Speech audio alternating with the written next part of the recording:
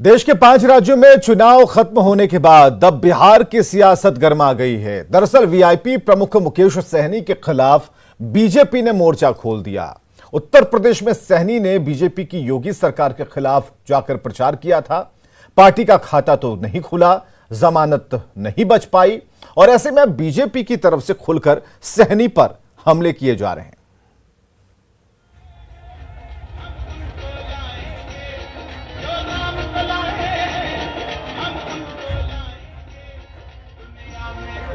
5 राज्यों के विधानसभा चुनाव में बीजेपी की जीत से उत्साहित बिहार के नेता लगातार पटाखे फोड़ रहे हैं, लेकिन पार्टी के कुछ नेता सियासी बम भी फोड़ रहे हैं। बीजेपी विधायक हरिभूषण ठाकुर बचौल ने विकासशील इंसान पार्टी के नेता मुकेश सहनी को लेकर मोर्चा खोल दिया है। उन्होंने कहा कि एनडीए को उनकी जरूरत नहीं। जिस तरीके से सहनी ने यूपी में चुनाव लड़ा और बीजेपी के खिलाफ बयानबाजी की, ऐसे में उन्हें बिहार मंत्रिमंडल से इस्तीफा दे देना चाहिए। सुनिए बीजेपी विधायक का ये बयान।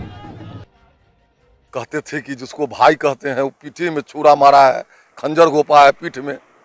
हम लोगों ने एमएलसी बनाया, उनको मान सम्मान दिया, लेकिन उन्होंने बदले में क्या दिया यूपी में, और यूपी में उनका जो दशा हुआ सब देखा है। हम अपने शीर्ष नेतृत्व से मांग करते हैं कि उनका इस्तीफा लिया जाए और या नैतिकता के आधार पर वो स्वयं इस्तीफा देते हैं। इधर बीजेपी सांसद अजय निषाद ने भी कह दिया कि वीआईपी के प्रमुख मुकेश सहनी एनडीए का हिस्सा नहीं रहे और अब उनका ये फैसला 20 तारीख को हो जाएगा। अरे आज जैसन के माहौल है, अब वो अपना सोचे। किसी के लिए खड्डा अगर खोदिएगा तो उसमें अपने गिरने की संभावना ज्यादा रहती है। अरे अब वो गठबंधन के हिस्सा नहीं है, 20 तारीख से पहले फैसला हो जाएगा। खुद पर सियासी वार से दूर रांची में एक कार्यक्रम में शामिल होने पहुंचे बिहार के मंत्री और वीआईपी प्रमुख मुकेश सहनी ने कहा कि वो लगातार अपनी पार्टी का विस्तार दूसरे राज्यों में कर रहे हैं। उन्होंने कहा कि मल्लाह जाति को वोटों के तौर पर इस्तेमाल करने वालों से अधिकार मांगने नहीं, बल्कि इसके लिए लड़ाई लड़ने का समय आ चुका है। आखिर मुकेश सहनी को लेकर बीजेपी की ओर से क्यों बयानबाजी की जा रही है, तो उसकी वजह भी जान लीजिए। दरअसल बीजेपी को सत्ता से बेदखल करने का दावा करने वाले मुकेश सहनी की पार्टी वीआईपी यूपी चुनाव में एक भी सीट जीतने में कामयाब नहीं रही। सहनी ने यूपी जाकर बीजेपी के खिलाफ चुनाव प्रचार किया।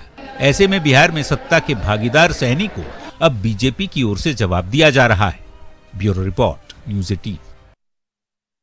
चलिए, एक छोटी सी रिपोर्ट थी, इसमें आपने देखा कि बीजेपी अब किस मोड में है, किस मूड में है। लेकिन जब सहनी उत्तर प्रदेश से झारखंड लौटे तब उन्होंने बहुत सारी बातें की, बहुत लंबी बातचीत की, कई सवालों के उत्तर दिए। लेकिन पूरी बातचीत में जो सबसे खास था, सबसे अहम था, वो इस वक्त आप स्क्रीन पर देखेंगे और सुनेंगे।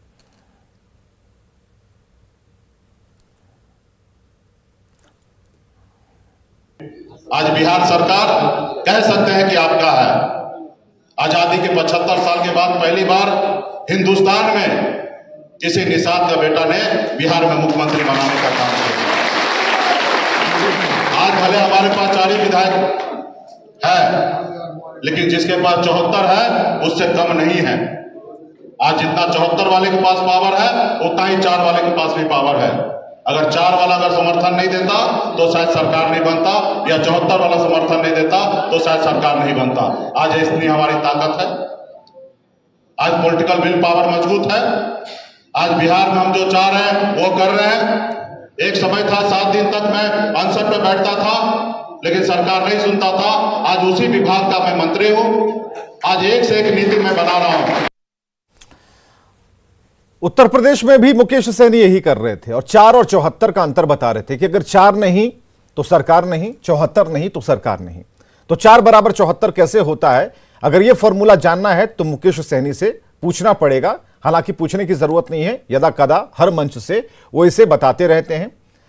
अब जो राजनीति वो कर रहे हैं उसमें बात आती है कि एनडीए में जिस समय वो शामिल हुए, जिस परिस्थिति में शामिल हुए, वो सभी ने देखा है। चाकू खंजर की बात होती थी कि उनके पेट में छुरा घोपा गया, उनके साथ दगा किया गया, नाइंसाफी की गई। ये सारी बातें उन्होंने की। और कब कहा था? 3 अक्टूबर 2020। तारीख एक बार फिर हम बताते हैं। 3 अक्टूबर 2020 को जब महागठबंधन की प्रेस कॉन्फ्रेंस चल रही थी, तमतमाकर वो खड़े हुए और खड़े होने के बाद उन्होंने ये बातें कही। उसे एक हम जरूर स्क्रीन पर रखेंगे, लेकिन उससे पहले ताजा जो बयान है सरकार के ऊपर वो भी हम आपको दिखा रहे हैं। हमारी लड़ाई तो इतनी शानदार होता है कि हम हारने के बाद भी बिहार में देखिए मंत्री बन गए, क्योंकि हमने इतने बड़े प्लेटफॉर्म बनाया है कि हमारे हारने के बाद भी हम मंत्री बने, हमारे वजह से सरकार है। चलिए, हारे तब एमएलसी बन गए, अब मंत्री बन गए, लेकिन इन्हें एहसास नहीं रहा कि किसने बनाया। अब जाकर उत्तर प्रदेश में जो इन्होंने किया, उन सारी बातों को बीजेपी एक एक कर अब इनसे सवाल कर रही है। ये जब पटना आएंगे तो इनसे काफी सवाल होगा। जब 3 अक्टूबर 2020 की तारीख पे जब उस प्रेस कॉन्फ्रेंस से खड़े हुए थे तमतमा कर, क्या कहा था वो भी हम स्क्रीन पर रख रहे हैं।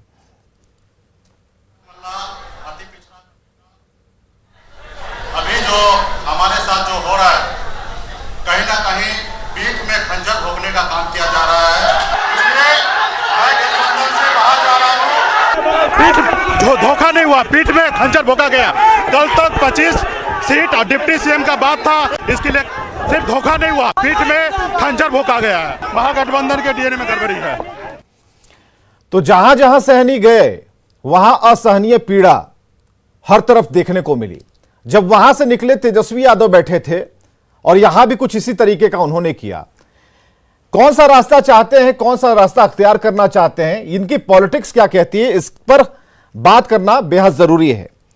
हमारे साथ मेहमानों की पूरी टीम है। प्रेम रंजन पटेल जी बीजेपी से प्रवक्ता हमारे साथ मौजूद हैं। मृत्युंजय तिवारी जी प्रवक्ता आरजेडी से मौजूद हैं। वरिष्ठ पत्रकार डॉक्टर संजय कुमार हमारे साथ मौजूद हैं। डॉक्टर संजय कुमार जी, ये किस दिशा में इनकी पॉलिटिक्स है? ये तो जहां जा रहे हैं वहीं उत्पीड़न के शिकार हो जा रहे हैं और कह रहे हैं कि इनकी पीठ में सिर्फ छुरा ही छुरा है।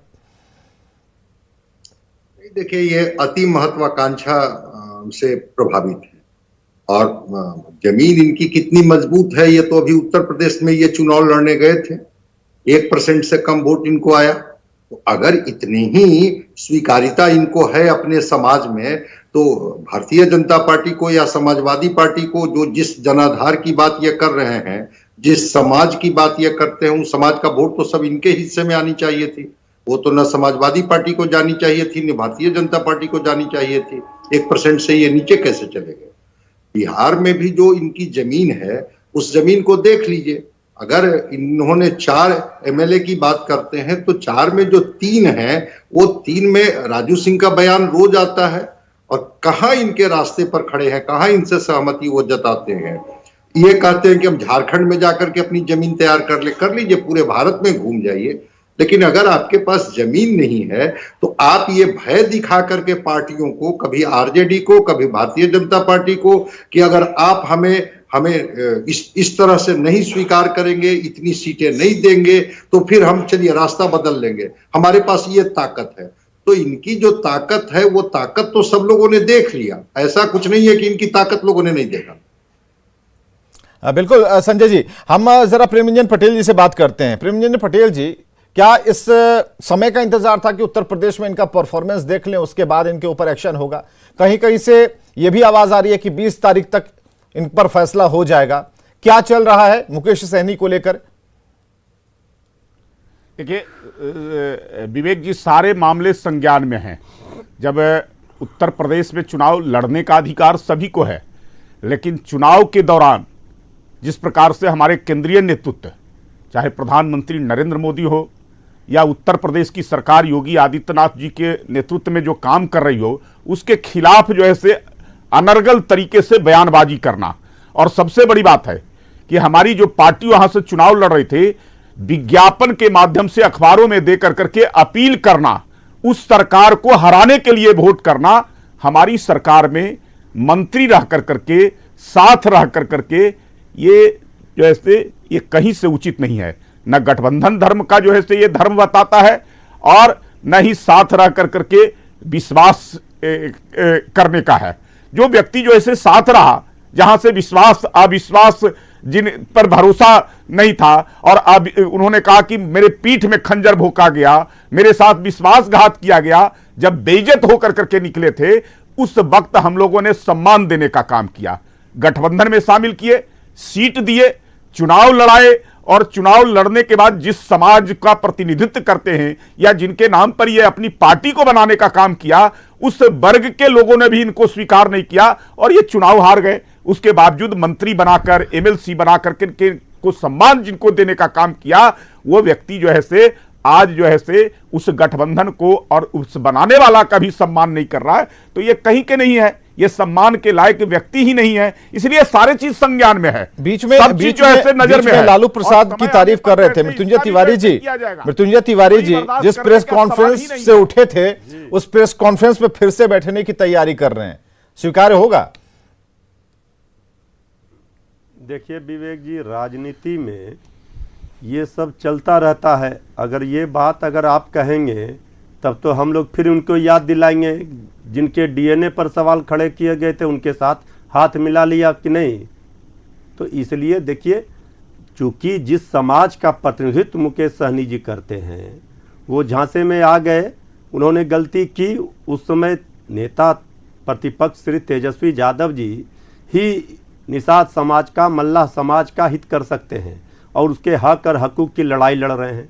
ये सबको पता है। आदरणीय लालू प्रसाद जी की देन है, आज आदरणीय मांझी जी हों, श्री मुकेश सहनी जी हों, इन लोगों की पूछ अगर हो रही है एनडीए में तो ये आदरणीय लालू प्रसाद जी, तेजस्वी यादव जी की देन है। लेकिन दिग्भ्रमित होकर के चले गए, जहां गए उस समय तो ठीक है, वो कह रहे थे पीठ में खंजर। चुनाव हार के मंत्री बना दिए गए, किसने मंत्री बनाया, यही तो पूछ रहे हैं। वहां तो सम्मान ही मिला ना।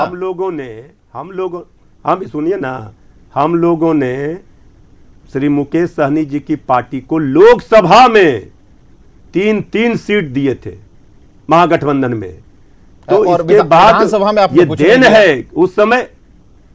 नहीं, विधानसभा में भी हम लोगों ने देने का फैसला हमारे नेता ने किया था। इन्होंने धैर्य नहीं रखा। आज देख लीजिए, आज उनको इस बात का एहसास है कि उनसे गलती हुई और वो कह रहे हैं कि लालू प्रसाद जी उनके दिलों में बसते हैं। इसलिए उनको ये पता है कि उनकी लड़ाई, उनके समाज की लड़ाई, कि हक और हकूक की लड़ाई अगर कोई लड़ रहा है और किसी ने अगर मल्ला समाज को उनका वाजिब हक दिलाने की बात की है तो उनका नाम है लालू प्रसाद जी, तेजस्वी यादव जी। इस बात से कोई इनकार नहीं कर सकता है। तो लेकिन बीजेपी का तो चरित्र है, मतलब निकल गया तो पहचानते नहीं। नहीं, डिप्टी सीएम नहीं, मतलब निकल गया तो पहचानते नहीं। आज बेचारे का क्या हाल कर दिया। एनडीए की प्रेस कॉन्फ्रेंस होती है, ना तो आदरणीय मांझी जी के पार्टी का कोई सिंबल, कोई बैनर में फोटो रहता है, ना तो मुकेश सहनी जी का। ये 4 दलों के गठबंधन का ये सरकार है। लेकिन इसके बाद भी बीजेपी, जेडीयू ने प्रेस कॉन्फ्रेंस कर लिया एमएलसी चुनाव जो स्थानीय निकाय के तहत होने वाले हैं, लेकिन फिर से दोनों छोटे दलों को कोई तवज्जो नहीं दी। तो ये जिस तरह से अपने सहयोगियों को अपमानित करते हैं, मतलब निकल जाता है, इसके बाद उनको अपमानित करते हैं। मल्ला समाज, निषाद समाज जानता है कि भारतीय जनता पार्टी में उनका हित नहीं हो सकता है। मुकेश सहनी जी ने जो गलती की है, उस गलती का एहसास उनको हो रहा है। मंत्री बन गए, वो तो हर जगह जाकर बोल रहे हैं कि भाई अब 474 बराबर हैं और देखिए हम हारे, हम मंत्री बन गए, और जहां जिनकी आवाज जिस विभाग के लिए उठाते थे वहीं के मंत्री बने, तो काफी खुश हैं। इसमें कहां कोई दिक्कत है। हाँ, ये जो गतिविधियां उत्तर प्रदेश वाली रही वो बीजेपी को नहीं पच रही हैं और पचनी भी नहीं चाहिए। तो जेडीयू भी तो उत्तर प्रदेश में चुनाव अलग लड़ी, लेकिन बयानबाजी आपने जेडीयू ने कहां बयानबाजी किया? प्रेमरंजन पटेल जी जरा बताइए इनको कि जेडीयू की बयानबाजी कहां है? कि भाजपा को चुनाव लड़ने का अधिकार सभी को है। देखिए, कोई भी पार्टी किसी राज्य में, हमारा गठबंधन बिहार में है, जिन दलों के साथ है, उसका मतलब वो पूरे देश का गठबंधन नहीं है। तो किसी राज्य में चुनाव होगा, किसी राज्य में चुनाव होगा, हर पार्टी को लड़ने का अधिकार है। लेकिन आप लड़िए साथ रह करके और उसी गठबंधन के खिलाफ, उसी सरकार के खिलाफ भी तो और भारतीय जनता पार्टी के खिलाफ अपील करने का काम हराने के लिए कि आप विरोधी पार्टियों को वोट कीजिए, लेकिन भारतीय जनता पार्टी को वोट नहीं कीजिए, ये बर्दाश्त नहीं किया जा सकता। और इनका तो बोरिया भीतर सताया हुआ है। बिहार के लोग पसंद नहीं कर रहे हैं। ये लोग उत्तर प्रदेश में तो हिम्मत नहीं हुआ लड़ने का, इसलिए उनको लगा कि जो है उत्तर प्रदेश में भारतीय जनता पार्टी सरकार बन रही है तो हम कहां लड़ेंगे। लेकिन समाज से बिहार के अंदर में भी इन्होंने अपने सहयोगियों को क्यों नहीं जेडीयू के कर रहे हैं, नहीं जेडीयू भी लड़ रही है, हमसे सवाल पूछे हैं लेकिन उसके बावजूद ये बोल रहे हैं। आप बोल रहे हैं मैं इनके समय में नहीं बोला, मैं इनके समय में ये बेचैन है, ये बेचैन है, इनके लिए बेचैनी है, यही बेचैनी है कि इनका जो है पार्टी तो अब बंद हो रहा है। सारे लोग चुनाव के समय में छोड़ छोड़ करके चले गए थे, साहनी को भी बेइज्जत किया और मांझी जी को भी किया, उपेंद्र कुशवाहा को किया। कांग्रेस का हश्र तो देख रहे हैं ना, और जेडीयू कांग्रेस का हश्र देख रहे हैं कि क्या इन्होंने किया, किसी के लिए नहीं, हमारा गठबंधन टूटा है। लेकिन जब आपकी प्रेस कॉन्फ्रेंस से उठे थे मृत्युंजय तिवारी, तब तो उन्होंने कहा था कि एक कमजोर वर्ग का बेटा हूं, इस वजह से मेरे साथ ऐसा किया जा रहा, अन्याय किया जा रहा है। तब उस डायलॉग पर तो आपने कुछ नहीं कहा, सब लोग बैठे रहे और उस प्रेस कॉन्फ्रेंस से वो बाहर आ गए। अब एक बार फिर जब उन्होंने तारीफ कर दी, उन्हें ऐसा लग रहा था कि यहाँ परफॉर्मेंस गड़बड़ होगी, तो उनके लिए रास्ता क्या बचता है? बात कर रहे हैं उस समाज का प्रतिनिधित्व, जो गलती उन्होंने की उसका एहसास आज उनको हो रहा है।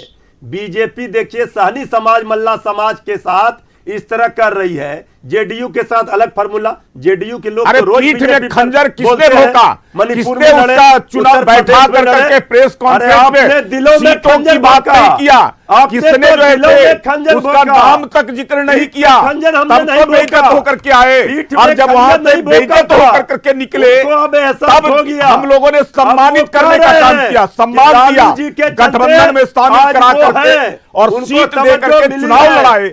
हारने के बाद भी हम लोगों ने मंत्री बनाया और आप चुनाव से पहले ही बेइज्जत करके निकाल दिए, बाहर कर दिए। जिस आदमी का कोई जिक्र नहीं कर रहे हैं तो क्या सम्मान कर रहे हैं, ये तो पता चल गया, ये तो पता चल गया। अरे आपके यहाँ कोई कमजोर वर्ग का कोई जो है रह सकता है क्या? उपेंद्र कुशवाहा किस वर्ग को प्रतिनिधित्व करते थे, किनको बेइज्जत किए? मांझी जी कौन से वर्ग को प्रतिनिधित्व करते थे, किनको आपने बेइज्जत किया? आप तो सबको बेइज्जत करते हैं। एक परिवार, एक जो है समाज के अलावा जो है किसी से मतलब नहीं है। एक परिवार को लेकर करके और व्यक्तिवादी पार्टी जो है व्यक्ति को स्थापित करने के लिए केवल आते हैं, इसके अलावा अपनी संपत्ति बनाओ और बाकी से मतलब नहीं है, न राज्य से मतलब है, न राज्य की जनता से मतलब है, न बाकी किसी से मतलब है। जो सत्ता है उस पर प्रेमरंजन पटेल जी, क्या पता जवाब दे देते मुकेश सहनी, आपके लिए भी ये कह दे प्रेमरंजन पटेल जी कि बीजेपी ने खंजर भोंका है, क्योंकि इतने खंजर कहां लेकर जाएंगे? सबसे ज्यादा उन्हीं के साथ अन्याय करते हैं, निषाद समाज को जलील कर रहे हैं, अपमानित कर रहे हैं। हमें इसकी दर्द है। कहां अपमानित? मंत्री बने तो मंत्री बना के कोई अपमानित करता है क्या?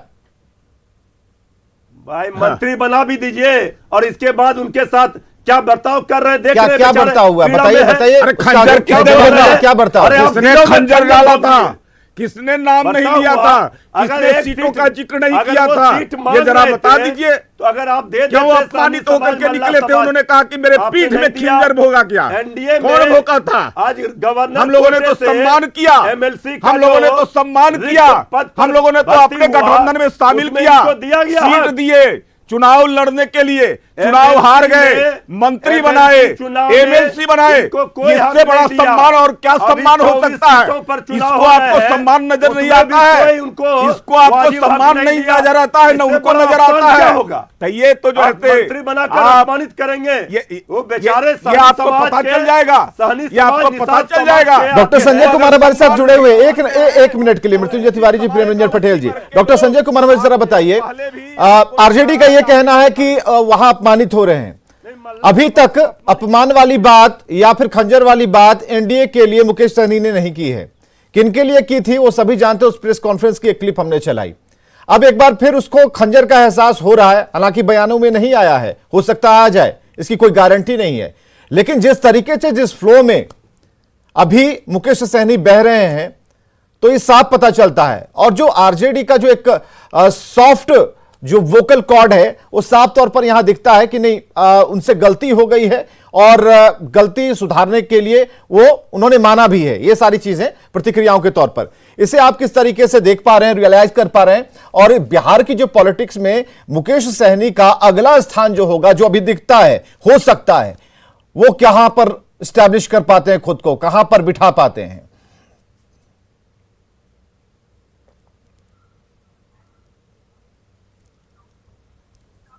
डॉक्टर संजय कुमार।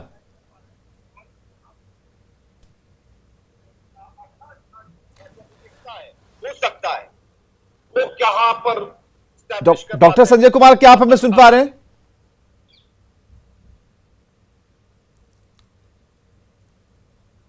डॉक्टर संजय कुमार तक हमारी आवाज नहीं जा रही है, तकनीकी खामियां हैं जिस वजह से। हाँ, डॉक्टर संजय कुमार, यह सवाल हमारा था कि क्या अब जो पॉलिटिक्स है, खासकर विकासशील इंसान पार्टी के संस्थापक मुकेश सहनी की, क्या उसी दरवाजे पर फिर से वो जाने वाले हैं, या फिर उनके सामने कुछ और कैरेक्टर है? क्योंकि अभी तक वो झारखंड में ये बोलकर आए हैं कि 2 बार नहीं बल्कि महीने में हम 4 बार भी आएंगे, तो वहां की पॉलिटिक्स में, वहां के अंकों में खुद का भविष्य तलाश रहे हैं वो। पार्टी के संस्थापक मुकेश सहनी की क्या उसी दरवाजे पर फिर से वो जाने वाले हैं, या फिर उनके सामने कुछ और कैरेक्टर है? क्योंकि अभी तक वो झारखंड में ये बोलकर आए हैं कि 2 बार नहीं बल्कि महीने में हम 4 बार भी आएंगे, तो वहां की पॉलिटिक्स में, वहां के अंकों में खुद का भविष्य तलाश रहे हैं। नहीं, वो तो भविष्य उत्तर प्रदेश में भी तलाशने गए थे, झारखंड में भी जाएंगे, और जगह भी अपना भविष्य तलाशेंगे। लेकिन रह गई बात की जिस तरह की उनकी आदत है तय करने की कि भाई आप हमारे हिस्से में कौन कौन सी चीजें देंगे, अपना वोट बैंक वो पूरा गिनाते हैं कि हमारे पास उत्तर प्रदेश में इतना वोट है, झारखंड में इतना वोट है, बिहार में इतना वोट है। अब कौन सा गठबंधन, कौन सी पार्टियां इनके वोट से सहमत होगी, ये इस पर निर्भर करता है। मान लिया जाए कि अगर ये गिनाते हैं और उनको लगेगा कि नहीं हमारे पास नेचुरल तरीके से ये वोट हमें मिल रहा है, तो फिर आखिर इनके साथ क्यों सौदेबाजी करेंगी वो पार्टियां? तो ये डिपेंड करता है इन पर।